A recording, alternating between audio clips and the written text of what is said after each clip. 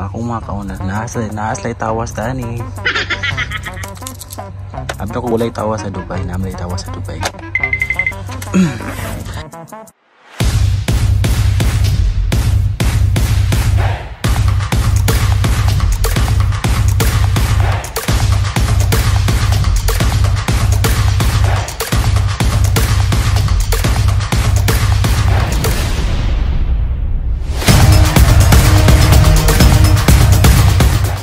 Welcome back mga ka-este, and how many months and days yun na ako nakabalik sa aking YouTube channel. Hopefully and I'm sorry na ngayon pa ako nakabalik kasi nga yun nga na-busy sa school. And now ang content natin ngayon is itutur ko kayo sa room namin dito sa Dubai. I mean, yung ideal room dito sa Dubai, like sa amin yung mga kabayan. Kasi nga, ano yung style namin dito sa room? Flat siya, tapos may isang room na ano siya, naka-divide. Tapos may isang room din na yung nagmamay-ari yung nakatira. Tapos may isang room din na yung sa amin na ano siya, bed space siya. So, para at least kasi nga may one of my subscribers asked me kung pwede ba daw makita yung space ko, tinutulugan ko dito sa Dubai. So at least malaman nyo. So excited naman. Let's start! Pasok. So nasa room 206 kami.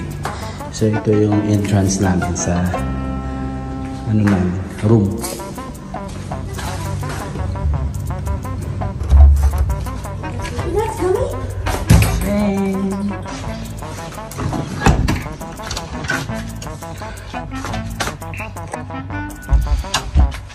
Sulod na ta sa room sa ako ang bed. Ani akong bed. Kay bed space man, so expected yung ani good siya. So simple lang. Sulod ko. Ay. Ano nasa tumangan. Ayun. Sige to suga. Hindi ko matulog. Ada akong mga gamit. Seren. Layo akong mga kuan. Ini. So kung matulog ko, wala ni ko akong ulo. So far log man siya. Ideal siya for one person. Kay bed space man. So ako mga kaunag naaslay tawas tani. Abdo ko ulay tawa sa Dubai, namlay tawa sa Dubai. And the rest sa mga room dahil, mga bed na siya. Bed na may mga tag-iya. At labaw tanan, ako naman ang naadaan. Okay. So, karon proceed na sa asami mag-hi-hi sa mga sanina. So, magawas mi. Kailangan mo magawas sa room. Hindi na ako nagawas kanina. So, dali may hi-hi sa building. Stairs sa building. Kiblaw hagdanan ay hagdanan. Napoy elevator. Lift. So, dali may hi-hi. Mga guys. Yan ang ginabot na akong mga gamit pag maglaban. So far kung mag-hi-hi ka, kuan na siya ka ng magbutang ka sa mong salina karon after 3 hours or 1 hour. Ito lang, 2 hours. Dala ka sa mauga. Naglalong kong ka-edit dali. So duwa ang option sa mong pag-hi-hi. Paggawas di mo dana, diya mong kuan man, diya ako nag-exit niya dito sa kanto. Paggawas di mo dana, dani, huwag napod sa other side. Sa silong man. Mag-hi-hi po sa dali. Yes. Hi-hi. Wala akong bag. Kung ano ko. Wala akong bag yung gamit sa una, padulog sa Dubai. Gini siya ka-memorable sa ko. Ako lang siyang gilabhan para ako siyang mabalik sa Pilipinas sa mga ako na ulmanan niya, ako siyang babalik. Ako na rin siya ang kwapon. Gapon na rin siya. So, balibiga, hi. Ini kanahon sa gawas. Ini ang gawas guys. Init. Up to 3rd floor man eh. At sa 2nd floor, munang silong, bisa mga tao sa silong.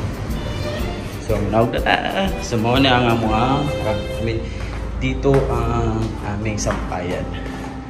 So, yan, sa baba, saka sa taas. So, kung magsasampay ka dito, more or less, mga 2 hours, automatic na yung damit mo. Pwede na siyang tuyo na kasi sobrang init dito. So, ito yung sampayan namin dito sa room. Nasa labas ng room.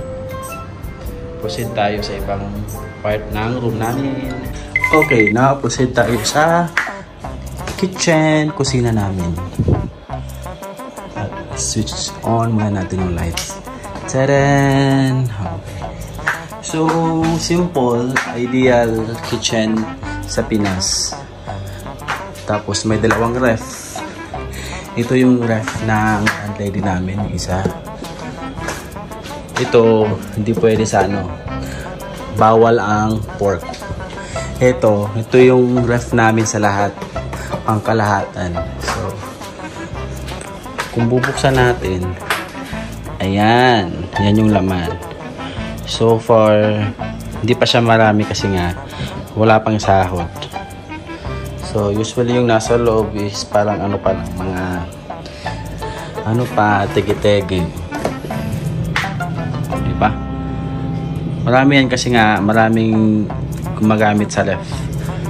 Sa kabila naman, kay ate, diba?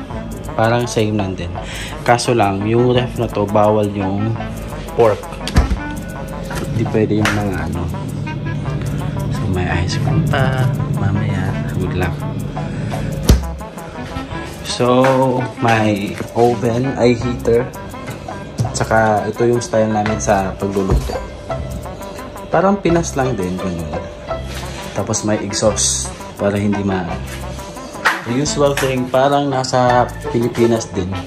Ito yung point na sinasabi ko. Kahit na nasa Dubai ka, yung ambience is parang nasa Pilipinas ka pa din. Hindi yung parang naaalog ka kasi nga bago yung lahat. But when it comes sa room namin dito, nice siya. Kasi nga, parang nasa Pinas ka lang din. Ito yung lagayan namin ng spices. Spices namin yan. Yan, chili. Tapos, yung mga kagamitan sa pangluto. So, may rules din dito. Like, dito sa taas, ito yung pwedeng magamit na chicken lang. Hindi pwede sa mga baboy. Yung sa baba, ito yung pwede sa mga baboy. Hindi yan pwedeng mahalo kasi nga, alam mo na. So, ito yung kitchen namin guys. Yan, maraming rice cooker.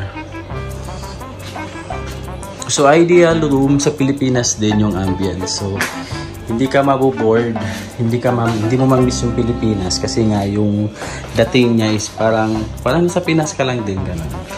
O, di ba? So, paglabas mo, nasa Dubai ka. Pagpasok mo, nasa Pinas ka. Oh. Tingnan natin kung anong ulam dito. Tadaan! Tuyo ni Ate Melba. Ito yung favorite niya guys. Kanina pa yan naluto. So, proceed tayo sa CR.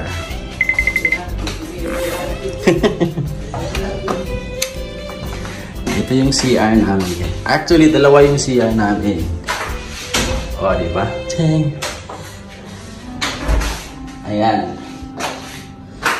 So, pag init, usually, ang ginagamit, At pag tag-init, marami ito. May timba. Dalawa. May dalawang timba kami. So, may dalawang timba. Kasi nga, naglalagay ng tubig ahead. Pag tag-init. Kasi pag umaga, kahit early in the morning, maliligo ka, sobrang init. No? Para kang nasa, nasa vulkan. Sa sobrang init, para hindi mo ma-appreciate yung tubig. Kaya nga, ang ginagawa namin dito is nag-reserve kami ng tubig para magamit mamaya. Tapos, pag tiglamig naman, wala. Parang wala matitira dito na timba. Wala din yung kabila. Kasi nga, kung tiglamig, mas gusto namin yung fresh na agas ng tubig. Agas. Ano ba sa Tagalog yung paglabas ng tubig, kasi nga mainit-init medyo.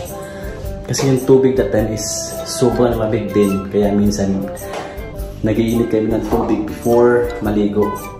Ilalagay namin dyan sa timba. So, dalawang CR namin. Ito yung CR namin isa. Super nice naman din. Pinas na Pinas yung dating. Proceed tayo sa isang washroom. Proceed ta sa isa na maka-washroom. Tadaan! So, sa isa ka-washroom, natin ang bathtub. Pero wala kasi nagamit. So, dali usually ka use tagiya sa balay. And dali po ko usually gagamit. Pero majority sa among mga nagpuyo dali. Kay dito may gagamit sa pikas itong pinakauna. Nice gapon dali nga washroom. So, mga gapon, Pilipinas lang yan dati. Diba? Mga sabon. So, dali, gusto ko mag-try dala. Kaso, ay nakabutang mga balde. So muna mong dua ay sa CR, isa dito itong isa, tapos kanina yun. Kani siya is ginagamit niya sa usually sa owner sa balay. Proceed ta sa lahil. So na ay tulo ka room. Ang kanina flat na siya tulo ka room. Kana siya nga room exclusive sa all girls. Kana siya nga room is na siya sa tag-iya. Say hi, Kuya Abdul. That's Kuya Abdul. Alang amo ang rumis ka pala yun. Bigas akong ipagkita kanina. And mga naman bongga nga sana. Neat green. O, diba? So, after work, lingkod ka dani. Mag-moment ka na para malilaksa ka sa great background. Hindi ka masulod sa imuhang room. Oh, nice ka ayo. So, mga ang balay guys. Balay yun. Muna among room. Dali sa Dubai. So, diba? Bongga. Check. Okay. Hello. So, that's for today's vlog. And yun nga yung room namin dito sa Dubai. And then naka-stay ako sa bed space with my cousins. Tapos I have this one observation kasi I have my one friend and she asked me about why I stay sa bed space. Well, in fact, sabi niya na ba't yung room mo is para nasa Pinas ka lang. Tapos yun nga, sabi ko sa kanya na yung style kasi ng room dito sa napasukan is yung parang nasa Pilipinas ka lang. Kaya nga dito din namin na pili ng mga pinsan ko na magstay kasi nga yung ambience is parang nasa Pinas lang. Tapos hindi mo mamimiss yung Pilipinas kasi nga yung pagpasok mo pa lang sa room nakakawalang stress na. And what else? And one thing for me na nasa isip ko is that yung pang pagpunta mo dito sa Dubai, hindi naman sa kailangan na yung bang nagsistay ka sa magarang bahay.